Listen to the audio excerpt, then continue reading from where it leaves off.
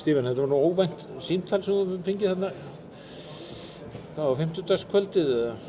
Já, þetta var ég var staddur í Frakklandi, var á æfingamóti með Benfica, vorum að fara að spila 2 leiki í Nantes. Og ég var bara, ég var bara að klára á matinn.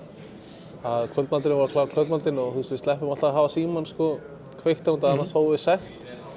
Og svo bara leiðinu út fór ég eitthvað að kíkja á síma og þá sá ég með símtölu frá Snorra og hann bað mig bara að hringja þessi fyrst, þannig það var svona bjössi við að hann var að kalla mig inn. Og þú náttúrulega verið kláður í slaginn og það var bara þetta að taka...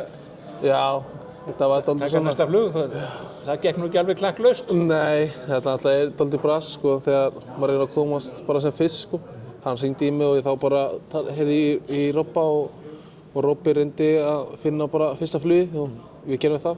Fór bara eldsnemma morguninn og já, og svo kom ég bara rétt fyrir leikinn. Já, þannig að það var alveg útilokað að þú gæti tekið þátt ef ég hefði verið að skipta. Já, við reyndum það svo ég gæti spila leikinn en það bara tókst ekki til. Það var bara ekki flug og já, eins og segja, það var kannski mjög lítill tími til þess að plana þetta eitthvað almennilega. Já, en þetta er svona frekar óvænt, þú hefur ekki haft von á því endilega?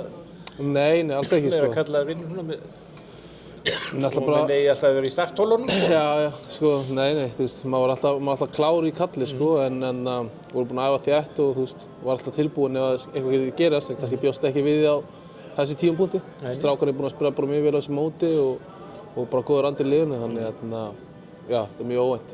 En það var líka kannski að samanskapi leiðilegt að horfa upp á þetta í gær? Já, æskilju. Við komum í gær og sjá bara hvernig leikurinn þróaðist, Þetta var náttúrulega ekki fallegasta sjón, en já, þú veist, svona, maður sér bara hvað er ógeðslega stutt á milli í þessu, þú veist.